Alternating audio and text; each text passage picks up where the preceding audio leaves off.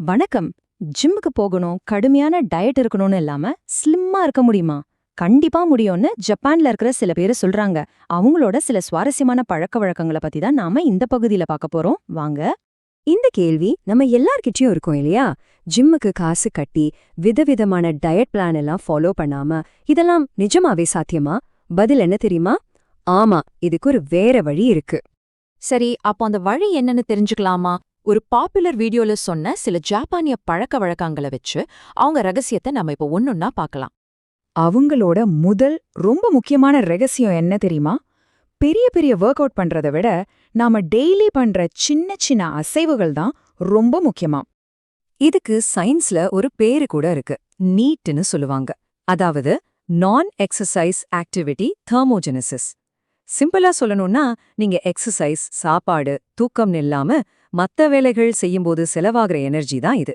மாடிப்படி ஏறுறதுல இருந்து வீட்டை சுத்தம் பண்ற வரைக்கும் கூட இதுல சேரும். இதுல சூப்பரான விஷயம் என்னன்னா, இதெல்லாம் ரொம்ப ரொம்ப சிம்பிளான விஷயங்கள். கொஞ்சம் அதிகமா நடக்கிறது, லிஃப்ட்டுக்கு பதிலா படிக்கட்டுல ஏறுறது, வீட்ல இருக்கிற சின்ன சின்ன வேலைகளை செய்யறது. இதுவே ஒரு பெரிய மாற்றத்தை கொண்டு வருமா? சரி, அடுத்த ரகசியத்துக்கு போலாமா? இது நாம என்ன சாப்பிட்றோங்கிறத பத்தி மட்டும் இல்ல, எப்படி சாப்பிட்றோங்கிறத பத்தியும் தான். அதுக்கு ஒரு கருவி உதவுதுன்னு சொல்றாங்க. அது என்னன்னு கேட்டா நீங்க ஆச்சரியப்படுவீங்க. வேற ஒன்னும் இல்ல, சாப்ஸ்டிக்ஸ் தான். அட, சாப்ஸ்டிக்ஸா? அது எப்படி உதவும்? வாங்க பார்க்கலாம்.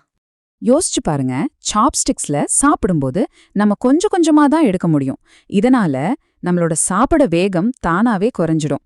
இப்படி மெதுவா சாப்பிடும்போது போதும், வயிறு நிறைஞ்சிருச்சு அன்னு நம்ம மூளைக்கு சிக்னல் போக கரெக்டா டைம் கிடைக்கும்.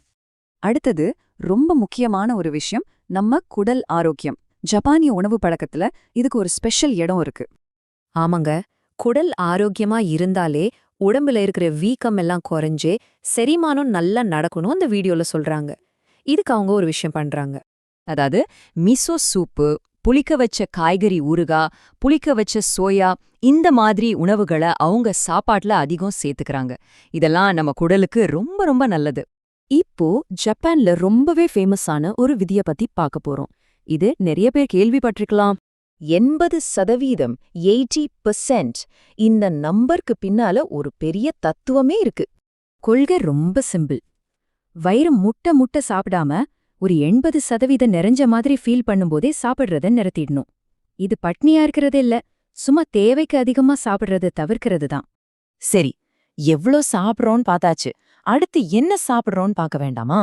அவங்க உணவு முறையோட அடித்தளமே ரொம்ப சிம்பிளான இயற்கையான உணவுகள் தானா. ஒரு பக்கம் பாத்தீங்கன்னா கிரில் பண்ண மீன், மீசோ சூப், டோஃபோ, சாதம், காய்கறிகள்னு சிம்பிளான சாப்பாடு. இன்னொரு பக்கம் பாருங்க, KFC சிக்கன், சமோசா, பீட்சா, சிப்ஸ்னு.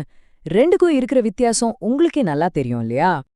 ஆனா நில்லுங்க, விஷயம் வெறும் சாப்பாட்டோடையும் உடற்பயிற்சியோடையும் முடியல. இது ஒரு முழுமையான வாழ்க்கை முறை சம்பந்தப்பட்டது.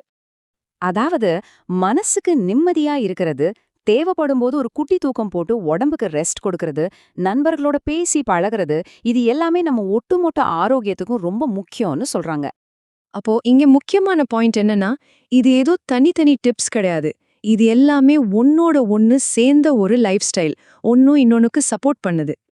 அப்போ சுருக்கமா சொல்லணும்னா, நம்மளோட அன்றாட அசைவுகளை அதிகப்படுத்துறது, கவனமா சாப்பிடுறது, குடல் ஆரோக்கியத்துக்கு முக்கியத்துவம் கொடுக்கறது, அந்த 80% ரூலை ஃபாலோ பண்றது, சிம்பிளான உணவுகளை சாப்பிடுறது, அப்புறம் நம்ம மனசையும் நம்ம உறவுகளையும் நல்லா பாத்துக்கிறது. இதுதாங்க அந்த ரகசியங்களோட மொத்த தொகுப்பு. சரி, நாம இவ்ளோ விஷயங்கள் பார்த்துட்டோம். இப்போ உங்ககிட்ட ஒரு கேள்வி. நாம பேசின இந்த சின்ன சின்ன பழக்கங்கள்ல எந்த ஒன்ன நீங்க ஆரம்பிச்சா உங்க வாழ்க்கையில ஒரு பெரிய மாற்றம் வரும்னு நினைக்கிறீங்க? கொஞ்சம் யோசிச்சு பாருங்களேன்.